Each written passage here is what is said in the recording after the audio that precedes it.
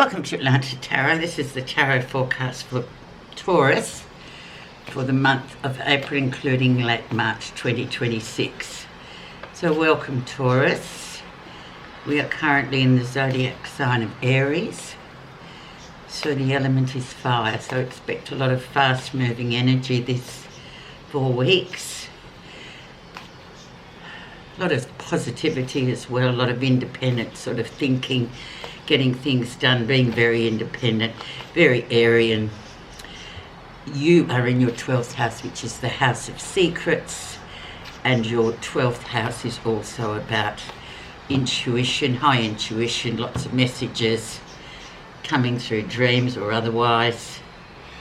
Really emotions coming to the surface that you thought were no longer valid, but they tend to pop up in the 12th house, which is ruled by Pisces, I must say. So we've just come out of that and now we're in to your 12th house, so if that makes sense. And your energy is the 6 of Swords, so things going along well after a dramatic, chaotic, confusing time. So that's the 6 of Swords. It can come through as a travel. Well, it's a travelling card because it represents moving from one state to another in a minor way. It's not a major card, as you well know, but it's just moving out of the chaos into a bit of a cruise control sort of area where you feel like, oh, good, thank God for that.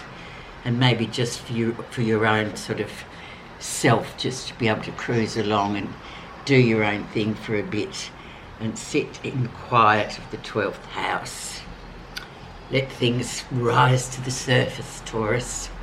This is the time in the 12th house, where you are right now. And we have the King of Swords.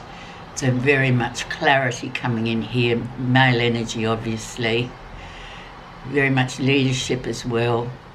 He's the expert that we do go to, the specialist, if you like. You know, he's usually medical or legal, somebody like that that's worked over and studied over a long period of time to gain a lot of kind of highly evolved knowledge in his subject. So you may well need the King of Swords on your side this month while you sit and wait to see what goes on and what emotions come up. So getting clarity as well. So it's a mind card, so it's an air card, but going quite well, I think, in terms of with the 12th house, which is very much about emotions coming to the surface that we need to deal with. The more random, the better, really. So let's see what has brought him in and will challenge you and also influence the rest of the reading. We have the beautiful Wheel of Fortune. So Wheel of Fortune is the card of good fortune, where we've sort of come full circle, haven't we, Taurus? Especially because it's your birthday month, coming at the end of April.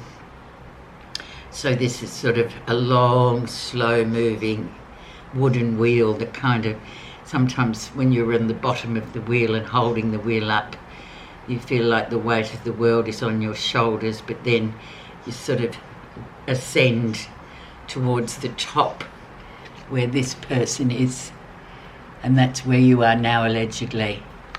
So good luck, but always, as ever, it's earned good luck. So you've worked hard to get here.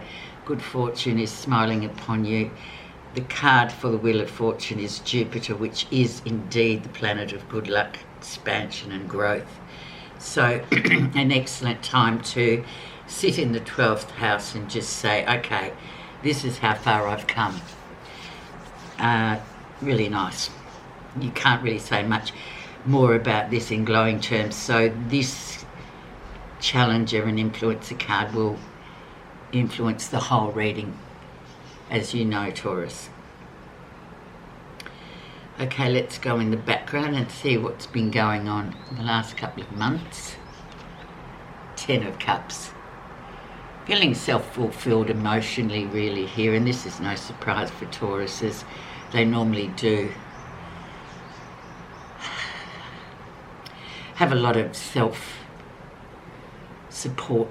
I suppose, if you could put it that way.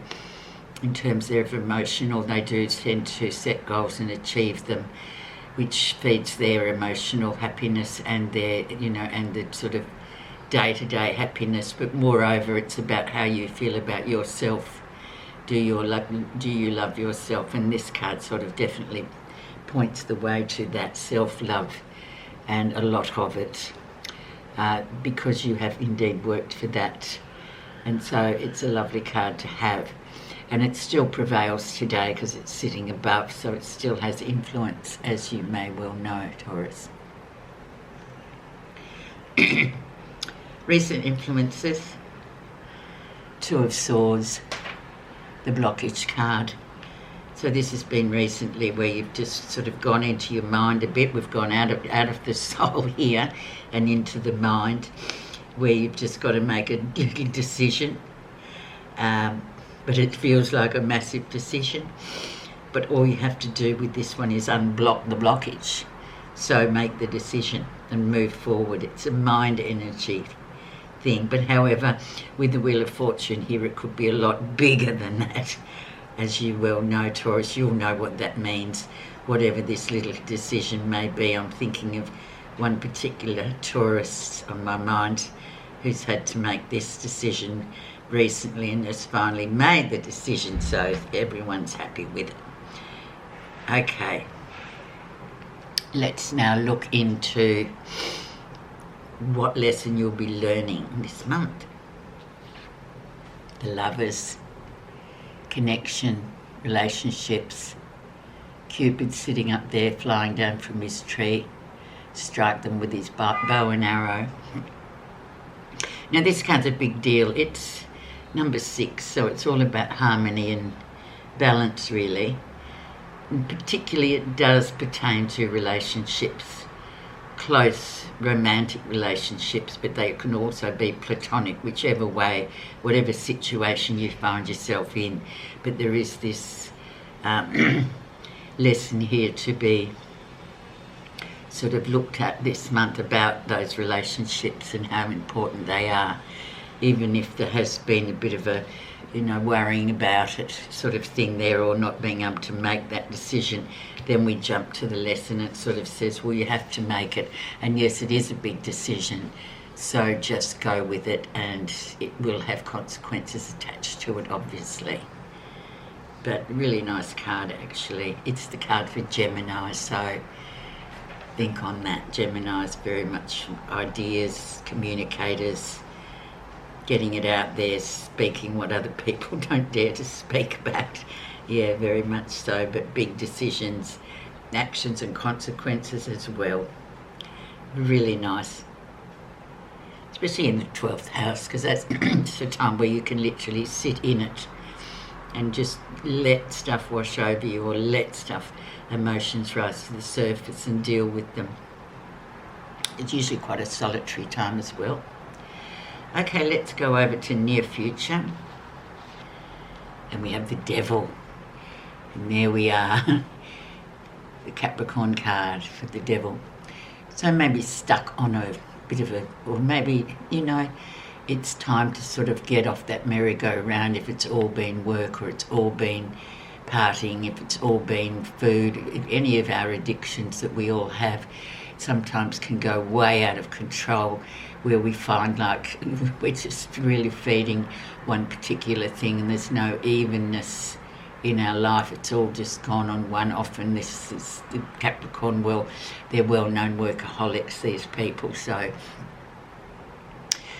which isn't a bad thing at all, but then sometimes it can be to the detriment of, say, relationships and other things, other aspects of our life. So we need to make sure that that doesn't become, the focus, and just doing one thing to the detriment of all the other parts and parcels of your life. Very much so. Like achievements, building things, getting things done, and then sometimes, we've just got to stop back and say, hang on, we're just battering this to death. I need to sort of even things out. So that would be my interpretation or the interpretation I'm giving you for the devil. Don't get bogged down on one thing, even it out. Even relationships, as it says here, there needs to be that nice balance too coming through. What's happening you're not realising?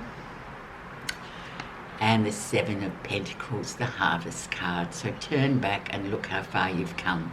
You're in your 12th house. In the next 4 weeks, you'll be in your birthday, in your first house. You need to look back and survey the scene of where you've come from in the last 12 months. And this is a beautiful card to get because it shows up really nicely to say, well, you've achieved an awful lot, obviously, because you've got some major big cards here, but then you've got a sort of a warning, flashing amber light here to say, well, just make sure everything's even. But yeah, always, you know, have a look, stop every now and again and look at what you have achieved, not at what you haven't. Lovely card, but you're not realising that, so you need to. Okay, how others see you. Strength. So strength basically is how other people see you. Yeah, you will need a lot of strength. So this is the card of keeping the emotions in check. Especially in the 12th house, all sorts of emotions may float into your life and you wonder why on earth is that coming at the moment? What's that about? Things may also trigger you, you know, anger, you know, your anger or your sadness or any kind of emotion that you can think of can come in, and we need to, this card's reminding you to always keep those emotions in check and know when they're coming and rising to the top to go, okay, you need to step back and you need to look at how you react to it. And we often know our reactions to certain emotions, things that make us very quick to be angry about something, usually technology. For some people like myself, it just really brings out this anger that I thought I would dealt with long ago, but no, it still sits there.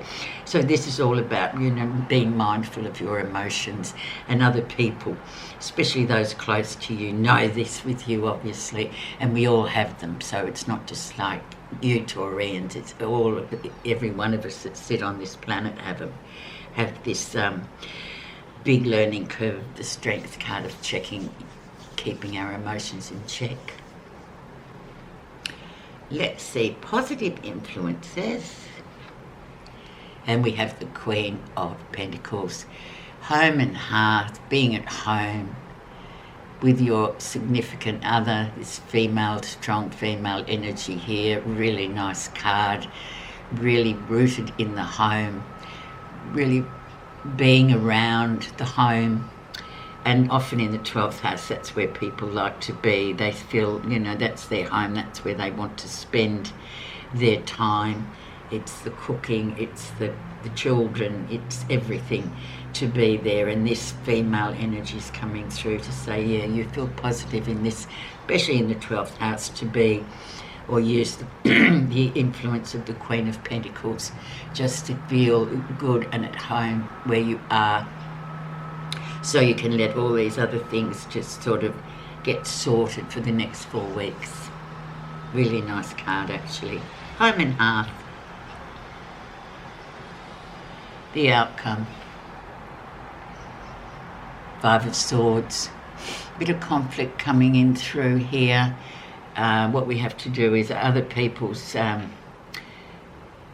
God-given advice, maybe, that you may go soliciting other people for advice on a particular matter that you really shouldn't do. You should just make your own advice. Maybe people will be coming in telling you, oh, you should do this, you should do that. This is the best way. I've found this is what I do. But I feel like it's time for you to say, well, I'm not going to ask advice of others. I'm going to do what naturally comes to me. Or in this partnership too, what naturally comes to us. You don't need to be casting about for other people to tell you what they would do for your situation, because it's nothing to do with them. And this is often conflicts arise from this kind of energy too, because it's like, well, oh, they said to do this and then that didn't work out, but then we have to take stock and think, yeah, well, I should have just done what my intuition told me to do, and it's a natural thing. So it's a very natural thing. I think it's centered around the home and relationships and all sorts of things like that, emotions, where you really need to just use your own natural instinct to solve problems without asking for help from well-meaning advisors. Thanks so much for listening, Taurus. I wish you a very nice 12th house. Please like, subscribe and comment to grow the channel. Thank you.